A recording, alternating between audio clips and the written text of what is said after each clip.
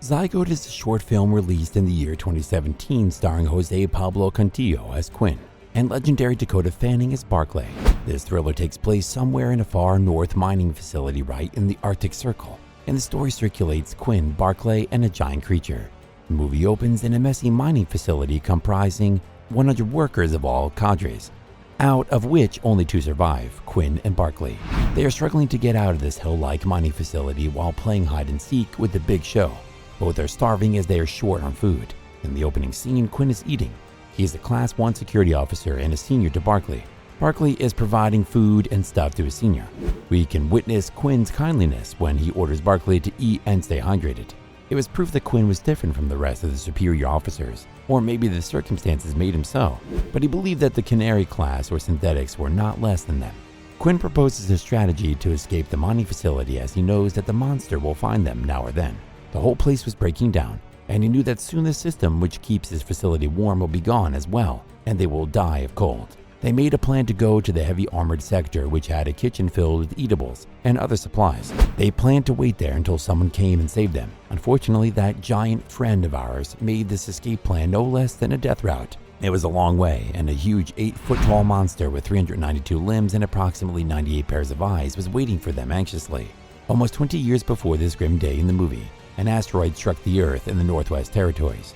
It contained quartz, a sentient crystalline matter. Our star boy Quinn had seen this light, but it without any delay took his both eyes out. He says, "I cut my eyes out when I saw the light." Quinn, with his balls laying on the floor, eyeballs, not those balls, knew that his own will never be able to defend him and the girl. So he teaches Barclay how to hold a gun and fire it when needed. They were only left with 2 magazines and also had a pistol on reserve. On their journey to the Haven, which both survivors had their encounter with the giant, and Barclay gets an opportunity to amaze us by firing that creepy creature. Surprisingly, she hit the bullseye and did not miss even one shot. In such wise, they managed to pass this difficult encounter and reach that large kitchen. As soon as they reach the safe corner, Quinn gets the feeling that he will not make it to the end, so he forces his junior to go on and save her life. At this point, to encourage her, he reveals to her that her whole life has been a lie and she was never synthetic, and she was just a normal girl. The mining company brought her when she was just 2 weeks old, which means that the company left no stone unturned to brainwash her and many others like her. Here the director, Neil Blomkamp, wanted to give a big blow to the mining companies who often employ the labor force to work on illegal projects, causing a huge loss of lives of millions and turning the stoves cold back at their homes. At this point, the star girl Barclay burst into tears, making the whole scene quite emotional.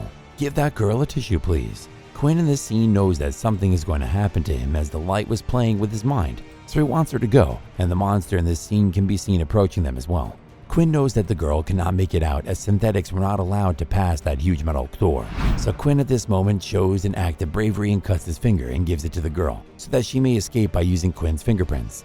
She takes the finger and oh no, the giant approaches as well. In this scene, Barclay is holding Quinn's handgun, but she gets confused and shoots her leg instead of shooting at the beast. She gets up and runs. While leaving the kitchen, Quinn distracts that giant and gets killed by doing so.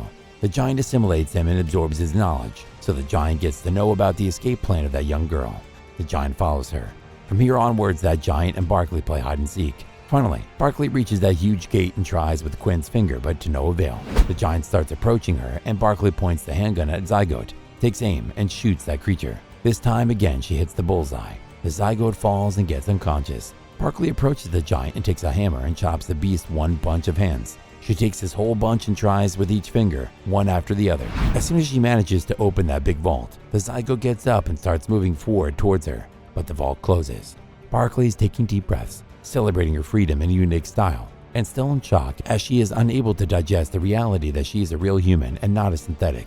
Just imagine yourself in such a dilemma if someone came and tell you that you are not a human, but a robot and vice versa. By the way, the movie was great. I hope this short review has presented the complete picture of the film.